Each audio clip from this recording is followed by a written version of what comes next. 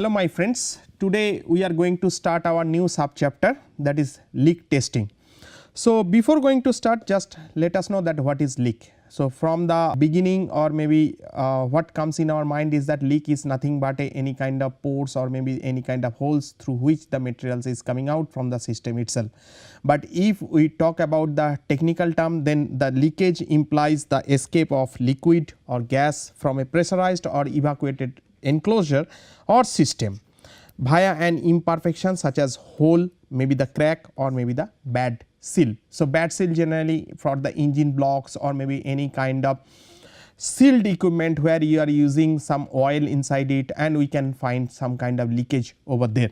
Leaks require a pressure difference to generate the flow. They always flow from higher pressure to the lower pressure. So that is why I am talking about the leakage, that when we are using a high pressure fluid into some container, maybe into some vessels. So due to that pressure difference, the liquid is coming from that particular container and vessels through some holes or maybe the cracks or maybe some kind of seal leakage. Leaks are usually pictured as going from positive pressure inside an object to outside at atmospheric pressure. So simple. We are having, this one is the closed vessel, this one is the closed vessel's wall thickness. So we are having any kind of cracks over there. So from high pressure the oil or maybe the liquid was there. Now it has got some kind of crack over there, through that the liquid is coming outside the systems, and which is the low pressure is simple but the atmospheric pressure over there. So this is not always the case. A leak could be from atmosphere to inside an evacuated object also, but it helps to think about it this way because the units and terminology are based on this particular model. So what is leak testing? So from the name itself you can understand there are certain kind of testing techniques are available by which we can detect the leak. So leak testing is a process used to detect manufacturing defects which helps verify the integrity of products and improve the consumer safety itself. Manufacturers that produce the parts that contain gas or liquid need to know if their products include any defects that could allow leakage. So now you can understand in the petroleum industry or maybe that gas industry where we are sending the liquid through the pipes or maybe the gas through the pipes, then that time this kind of techniques is highly required. The objective of the leaks test is locate and to measure the amount of leak liquid or maybe the gas flowing through a discontinuity. Reasons, so generally economical reasons is that to prevent the material loss that interfaces with system operations. If we talk about the safety, prevent fire, explosion and the environmental contaminations, and when we are talking about the reliability, detect the unreliable components and those with leakage rates that exceed the standard itself. Now steps in the leak testing, what are those? First of course locating the leak, means which exactly the locations where it has been formed. Then measuring the rate of leakage, means how fast or maybe the how slow the material is coming out through this hole or maybe the pores. And third one is the monitoring the leakage for maintenance of the system, whether that leakage is within the permissible limit, within the tolerance limit, or maybe it is harming from our product point of view, or maybe it is deteriorating our product or maybe the system. So depending upon that we need some kind of continuous monitoring over there. Now what are the units of leakage? So leak rates are generally measured in terms of quantity of a gas leaking in 1 second. So that means in per second. Most commonly used units of leakage rates are generally the standard cubic centimeter per second, standard atmosphere cubic centimeter per second, for vacuum leak test torr liter per second, and SI unit is Pascal cubic meter per second. So any of the 4 units we can express the leak test results. Now come to know, as I told already, when there is certain kind of leakage, so we have to check whether it is within our acceptable limit or maybe within our result we cannot be accepted. So we have to take some kind of precautions or maybe some kind of detections over there. So if we talk about the acceptable leakage, then substance like water, acceptable leakage is 1 into 10 to the power minus 3 STD centimeter cube per second. So standard centimeter cube per second. If we talk about the gasoline from storage tank, it is 1 into 10 to the power minus 4. Gas from pipelines, it is 1 into 10 to the power minus 5. Leakage in a tanker, 1 into 10 to the power minus 6. Just one thing keep in your mind, that when we are making any kind of this kind of pipes or maybe the vessels or container, we are trying to make it the 100% leak proof, but sometimes it is not possible, or maybe sometimes with time the material properties is getting deteriorated, so that the material is not having that much of capacity to give a 100% leak proof materials.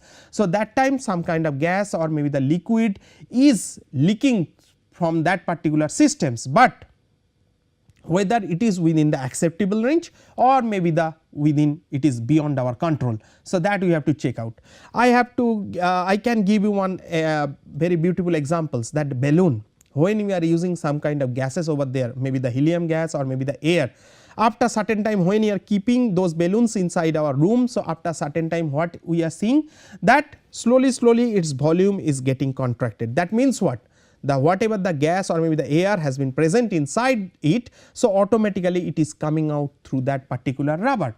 So, now if I am having any ceremony in my home and that day I am doing it, and if it is stable for some few days, then after that slowly that is the natural phenomena, that we cannot do anything. But if I am sending some kind of gas or maybe the some kind of petroleum through the pipeline, and within a fraction of seconds it is coming out the system. So, little bit that is a matter of worry. So, that time we have to take the necessary precaution.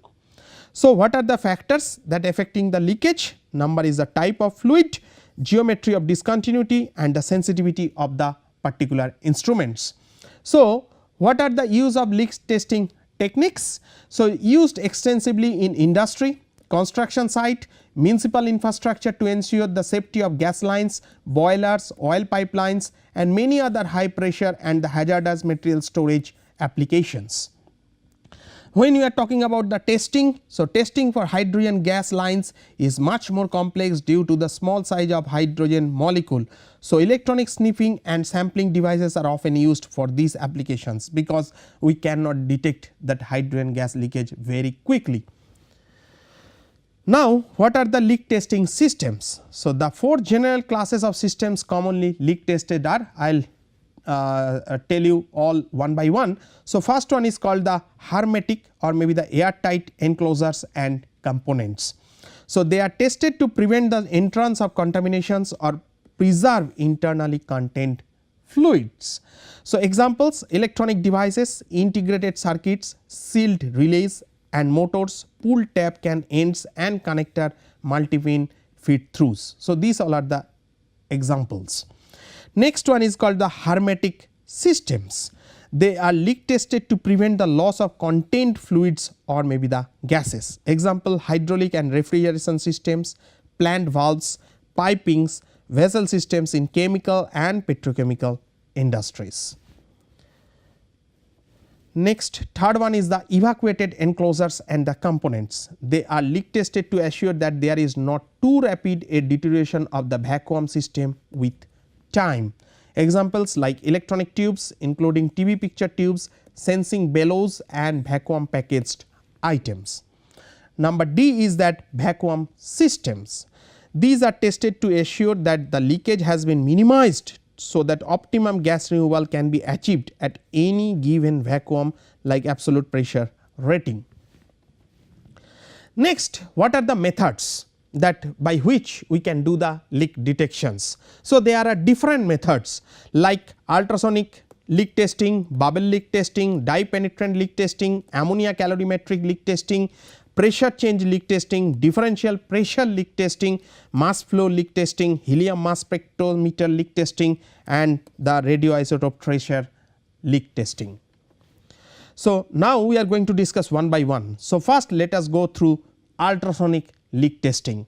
So, in the ultrasonic leak testing has been specifically developed for detecting the gas leaks in high pressure lines. Depending on the nature of the leak, escaping gas produces ultrasonic sound that can be detected with an appropriate sensitivity of 10 to the minus 3 atom centimeter cube per second. So, what produces ultrasound in a leak? Gas passing through a restricted orifice, leak moves from the pressurized laminar flow to low pressure turbulent flow. Turbulence creates broad spectrum of sound called white noise. Some components of white noise are ultrasonic. The larger the leak, the greater the ultrasound level. So, when the pressure difference is there, when the gas is passing from the high pressure to low pressure, it is creating some kind of noise. In between that, one kind of noise is the ultrasonic noise, and we are detecting that particular ultrasonic noise from there. What are the applications? Generally, ultrasonic leak detectors are used by a number of industries for detecting the gas leaks in, like internal combustion engine valving and piston blow by, gaseous piping and ducting, air brake systems, bearings, seals in refrigerated van bodies, clean rooms and air ducts, various hydraulic components and other items. Leaks can also be detected in overhead piping systems and at other locations from a considerable distance itself. The ultrasonic leak detector has the advantage that it is not sensitive to audible background noise. Next, second one is called the bubble leak testing. So, it is also known as water immersions or air bubble observation test. The uppermost surface of the specimen shall be covered by not less than 1 inch, like 25 millimeter of fluid. Bubble leak testing is more qualitative than the quantitative. Small leaks produce numerous small bubbles, but it is difficult to determine the actual leak rate. The size of the bubbles and the emission frequency depend on the type of the gas flow, the size of the leak, the surface tension of that particular liquid used. Now, sensitivity of bubble leak test has been estimated at 10 to the power minus 3 to 10 to the power minus 4 atmospheric centimeter cube per second. So, types of bubble leak testing, it is classified into 3 parts on the basis of how the liquid used for detection is applied, like liquid immersions, liquid film or maybe the foam applications. So, from this particular image we are having that substance with high in pressure, here is the low pressure or maybe the vacuum, we are inserting our material inside the water and that distance is also not too so far or maybe the too high, and then from that particular crack the bubble is creating and then easily we can detect the actual point of the leakage. What are the advantages? Simple to use, rapid applications and inexpensive. Rather to tell all these things, I can give you one examples. Can you tell me that where maximum cases we are using or maybe we are doing this kind of testings in our normal life? The first one is that when our bicycle tire or maybe our motorbike tire or maybe any kind of automobile tire is getting punctured. So, that time just to find out that exact locations, what we are doing, we are putting a high air pressure inside the tube and then that tube we are inserting into the water and then easily we are detecting that where the actual leakage or puncture has been taken place. Next advantages is enables the observer to locate the exit point of leaks very accurately compared to pressure change test.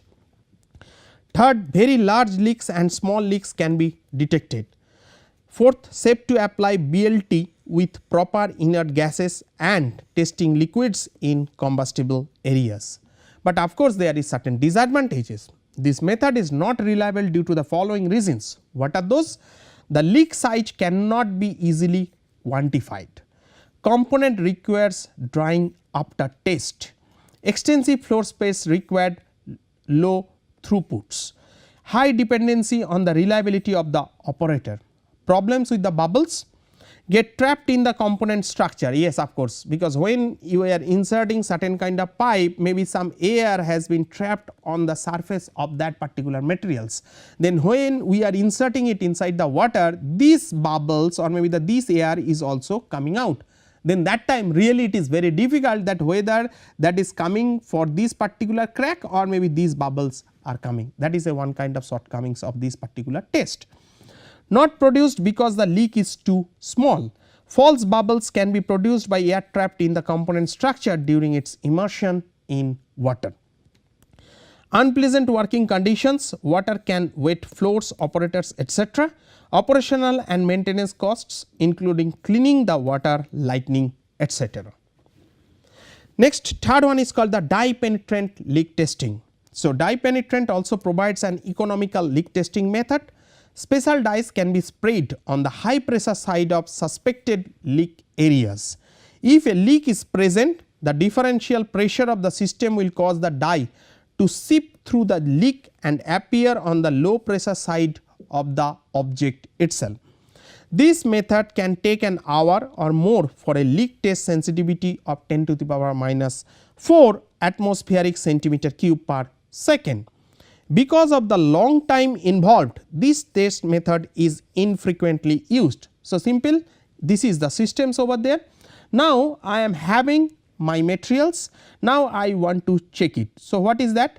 Dye is applied on the high pressure side. So, automatically the dye will go from high pressure to the low pressure side, and then simple movement of the dye towards the low pressure side, and then after that simple we can detect that the where is the dye locations over there. So, simple we can see the cracks or maybe the leaks. Next, fourth one is the ammonia calorimetric leak testing.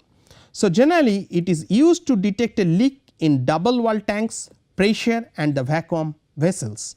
Calorimetric leak testing generally employs two chemical agents. One is called the ammonia as a tracer gas, and the second one is called the developer. So, how we are doing it? The tracer gas like ammonia is introduced into the vessel at a predetermined pressure, and a thin coat of indicator developer powder is applied on the outer surface of object around suspected areas like seams and welds. Over a period of time, the tracer gas diffuses into the system. The gas escaping from the leak react with the developer powder and changes its color, indicating the locations of the tank itself. I am having the tank, inside is the ammonia gas over there, outside I am putting the detector over there. When there is a crack, the ammonia gas is coming and it is changing the color of that particular positions. Next, fifth one is called the pressure change leak testing.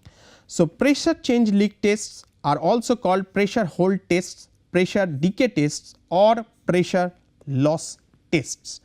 It is the most widely used method of leak testing in manufacturing production lines. So, what is the working procedure? The part under test is pressurized by filling it with air or other gas until it reaches a set pressure or maybe the set value.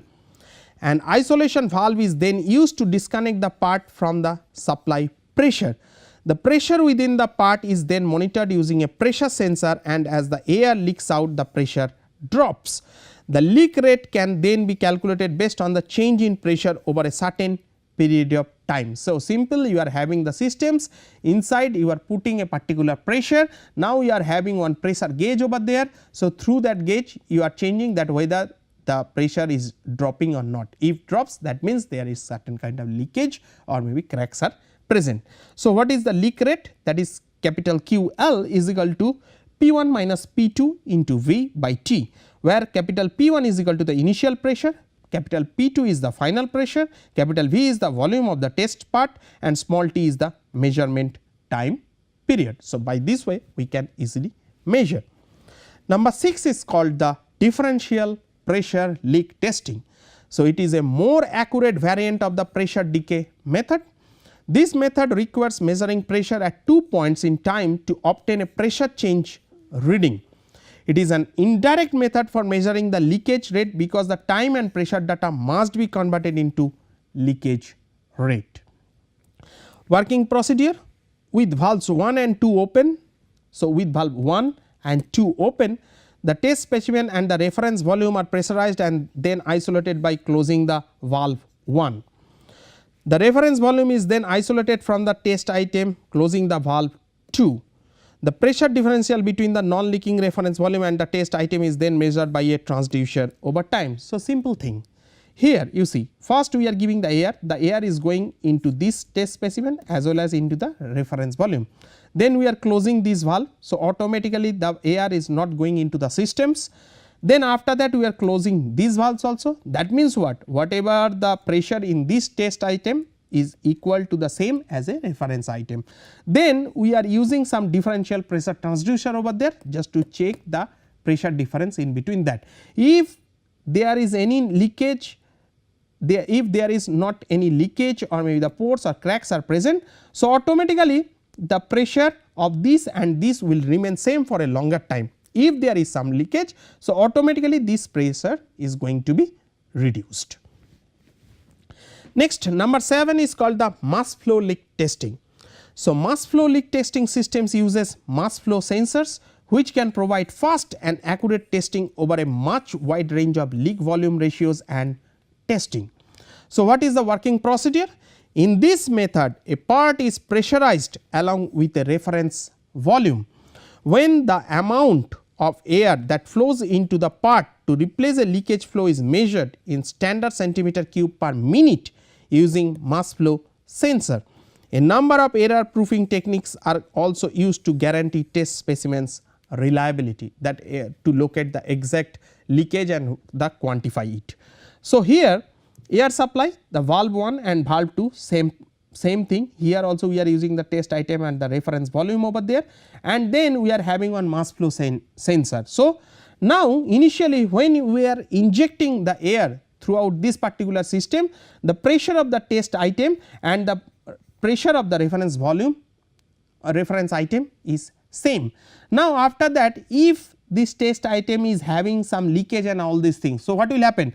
This will be into the higher pressure, this will be become into the lower pressure. So, automatically from higher pressure to lower pressure the gas will flow to the systems. How much gas is flowing from higher pressure to lower pressure, that we can measure by the mass flow sensor over there. So, by this way simple we can measure the leakage rate over there.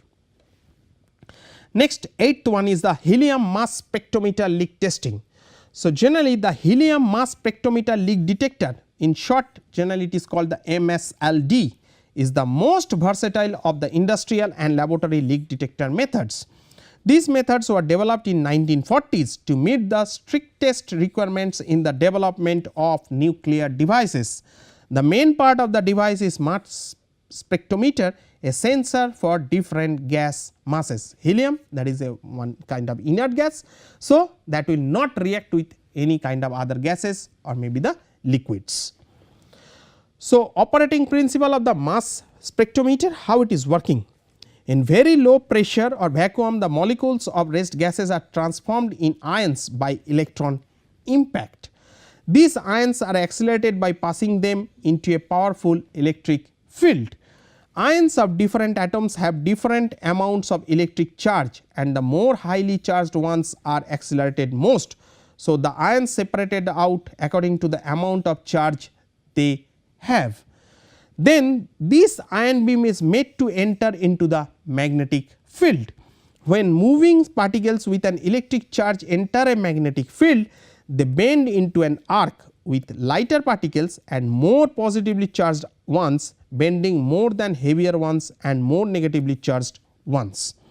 Now, separating the ionized particles of different charges to mass ratios like Q by m, it is possible to state the masses of present gas. So, here this is the thing, samples enters from here over there. Now, we are having that electron beam source.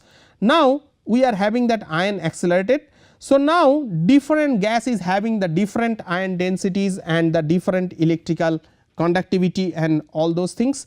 Then after that we are using the magnets. So, here the magnetic field deflects the lightest ion more.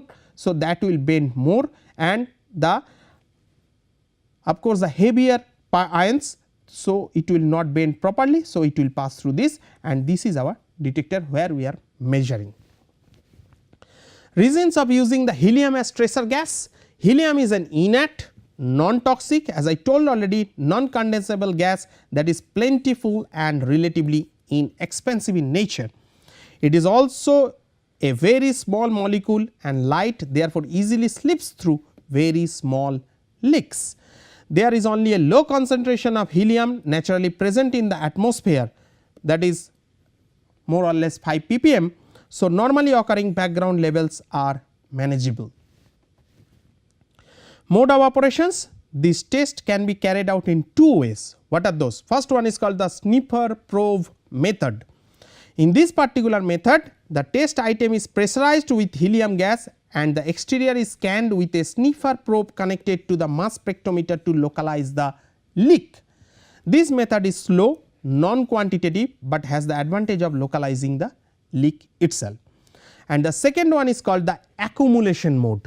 So, the part is pressurized with helium and the chamber is evacuated down to less than 0.1 millibar absolute to eliminate the background effects.